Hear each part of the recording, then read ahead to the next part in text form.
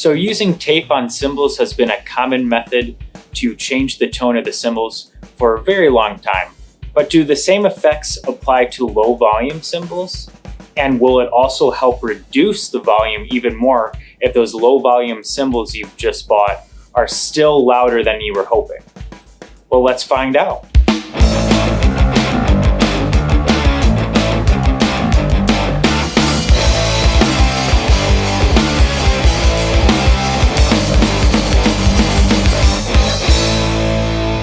So there's some really good videos out there on YouTube on how to use tape to modify the tone of your cymbals, but unfortunately, I have not seen a single video or any information on using tape on low volume cymbals. I'm here to fix that. Now, this is part of a project that I have been working on for a long time in basically figuring out how to practice and somewhat jam at low volumes in situations where you can't have a full drum set. And even if you do own a house, you probably can't always play at full volume, and sometimes it's just unnecessary. It would be nice to have a drum kit play at a volume where I could play with an acoustic guitar unplugged or something similar to that situation.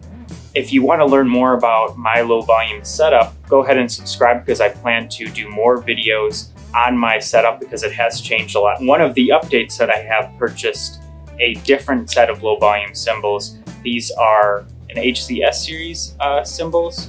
I really like these. I've compared these to Zildjian L80s, which are obviously the most popular, and I actually preferred these. They are about the same volume, but I just felt like these have slightly more tone. Let's say they are about maybe 5%, that's even being generous, 5% louder, but they have about 15% better tone. That's just my personal opinion. I know tone can be subjective, but that's what I'll be using today in this experiment.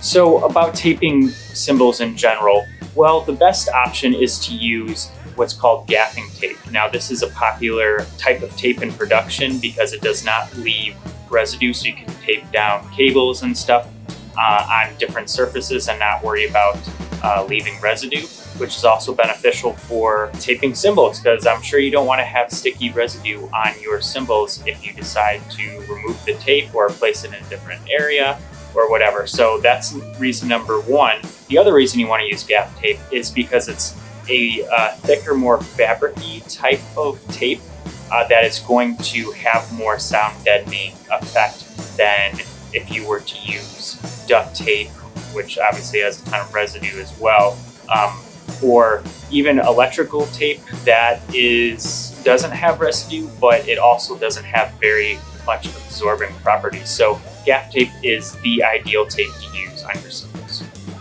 Now, the tape I'm using are just the cheapest gaff tape I could find on Amazon. I think it's like 10 bucks, and that's what I'll be using today.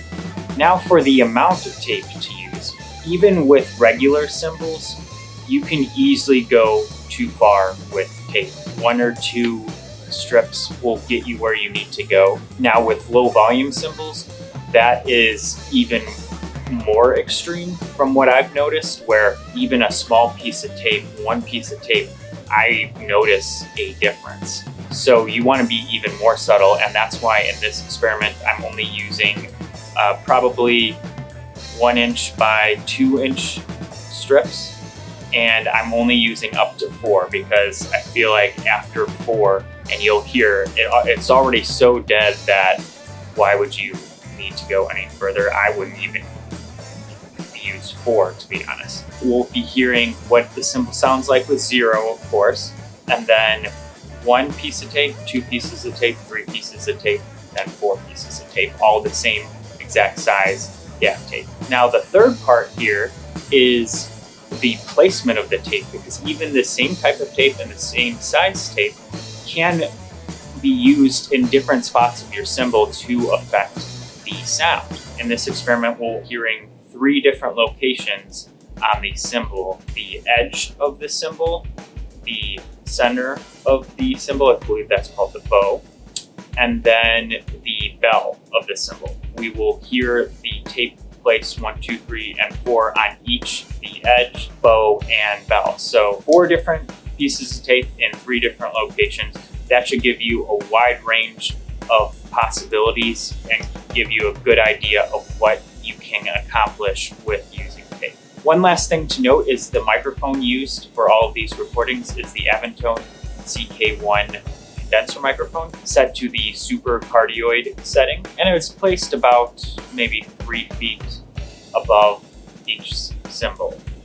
We're going to be hearing this on the ride cymbal, the crash cymbal, and the hi-hat, and how all of those different cymbals are affected. So without further ado, let's go ahead and listen to these results, and then we can come back. I will give you my opinion on what I felt sounded the best, as well as some useful tips that will help you deciding if this is even going to be beneficial for you and how you should move forward in your journey to find best low volume cymbal sound.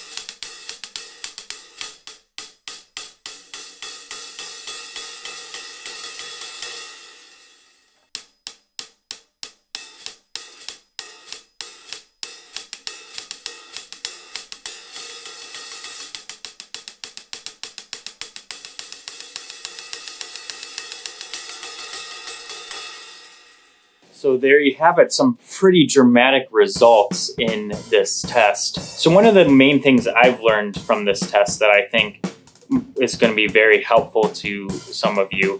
Now, some of you may be looking for affecting the tone, but I feel like most of you are probably looking into this because you would like to reduce the volume of your cymbals even more. And unfortunately, I have to report that this did not reduce the volume of the cymbals. In fact, I almost personally feel like it has added volume to the cymbals. Now, the reason being it's creating more mass. It's kind of filling some of those holes, for one, in the cymbal, and it's creating a lower pitch, which is good because I wanted a lower pitch because I feel like a lot of low volume cymbals are too bright. The trade-off is that lower pitch actually kind of creates more volume. You can still reduce some overtones that will make it appear to be a little quieter and warmer sounding, which is how I will be using this method, but it overall is not going to reduce volume. If those were the results you were looking for, unfortunately, that is just not the case. Now, if you just are like me and you just feel like the cymbals are a little too bright and you want to make them kind of cut through a little less compared to the rest of your setup, then I think this could still be a great option. I think we've also noticed from this test that the more tape you put on, the deader the sound, of course. I mean, no surprise there. More surprising is how quickly you could get to that point where it's just way too dead and just ruins the sound of the cymbal. So being very conservative with the amount of tape that you're using is kind of your best bet if you are going to use tape at all. Now, moving on to the placement of the tape, I preferred the results of the edge of the cymbal. It just was enough to darken the cymbal a little bit. The bow for sure added the most amount of volume, and it also killed the sound the fastest. So although that might be a common thing to do with real cymbals, I feel like low volume cymbals do not benefit from tape being used on the bow. The bell ride sample is the perfect example of how it actually increased the volume, and you could hear when I was hitting the bell, it was really coming through where without the tape, it was a lot more subtle. It could be what you're looking for. Maybe you really like your low volume cymbal, but the bell sound is just too quiet.